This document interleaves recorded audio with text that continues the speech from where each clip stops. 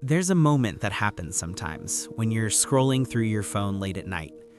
You see a photo of a big group of people, a birthday party, a night out, 20 faces packed into a single frame. And instead of feeling like you're missing out, you feel something closer to relief, like you're glad you weren't there.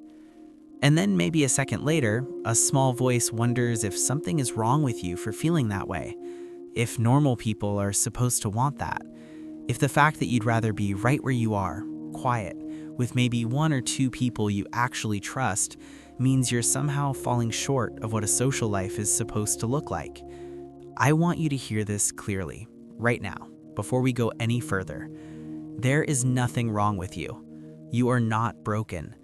And the choice to keep your circle small is not a failure. It might actually be one of the most psychologically intelligent decisions you've ever made. Today, we're going to explore the real psychology behind people who keep their inner circle small on purpose.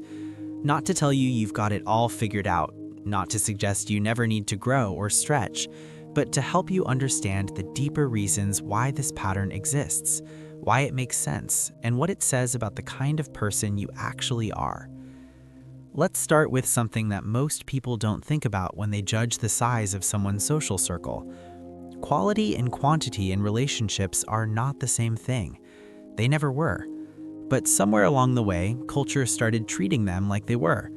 The person with the most friends, the most connections, the most followers became the shorthand for the most successful, most likable, most well-adjusted.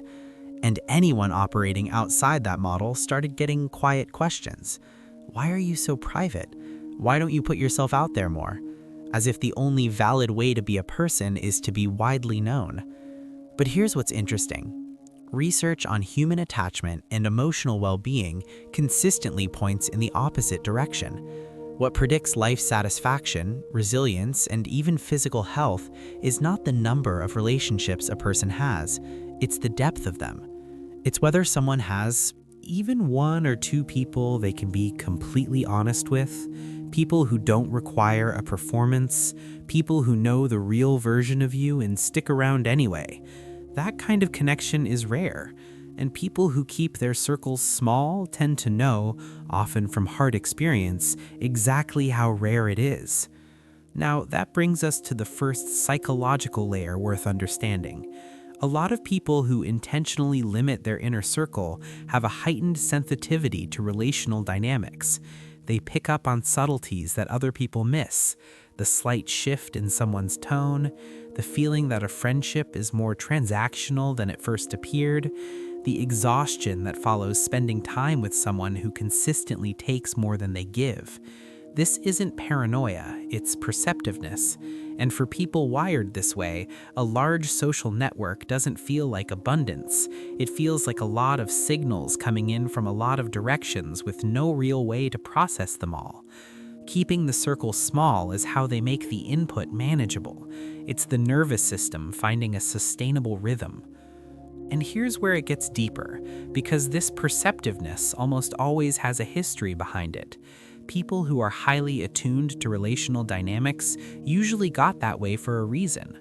Something in their past, maybe a friendship that ended in betrayal, a family environment where trust was inconsistent, a period of social pain that left a mark, taught them to read the room more carefully than most.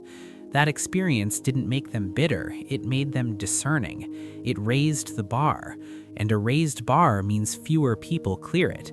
Not because those people are unworthy, but because this person knows what they actually need from a relationship, and they're no longer willing to settle for less than that.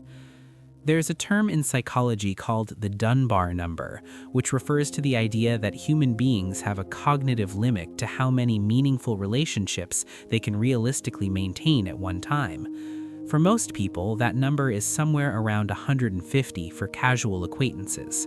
But when you narrow it down to the inner circle, the people you'd call in a real crisis, the people you trust with your actual inner world, that number shrinks dramatically, usually to somewhere between 3 and 5. So the person keeping their circle small isn't operating outside human nature. They're actually just being honest about it. But there's another layer here that's worth sitting with. because not everyone who keeps a small circle does so purely by preference. For some people, it's also a form of self-protection that they built over time and haven't fully examined yet. And there's a difference between choosing a small circle because it genuinely feeds you, and keeping a small circle because letting more people in feels too risky. Both can look the same from the outside, but on the inside, one feels like freedom, and the other feels like a door you're holding shut because you're not sure what's on the other side. If you're someone who has ever wondered which one applies to you, the question to ask is not how many friends do I have? The question is, do the connections I do have feel genuinely nourishing? Do you feel seen in them? Do you feel like you can bring your actual self to those relationships without editing too much? If the answer is yes, then your small circle is a conscious, healthy choice. If the answer is more complicated, if even the people closest to you don't quite know the fullest version of you, then the smallness might be less about discernment and more about distance. And distance, unlike discernment, usually comes from a place that deserves some gentleness and some attention.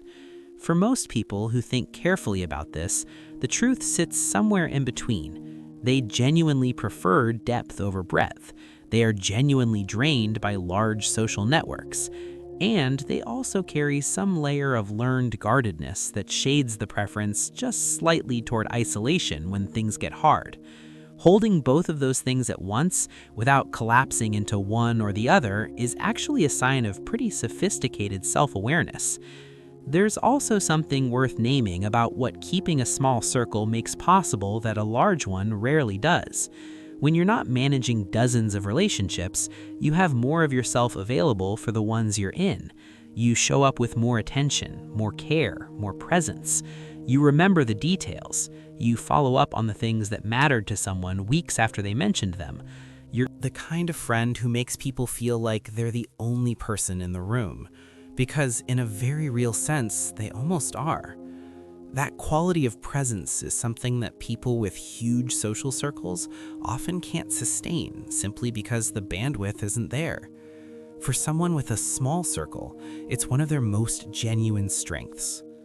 And here's something that almost never gets said out loud. People who keep their circles small tend to be easier to keep.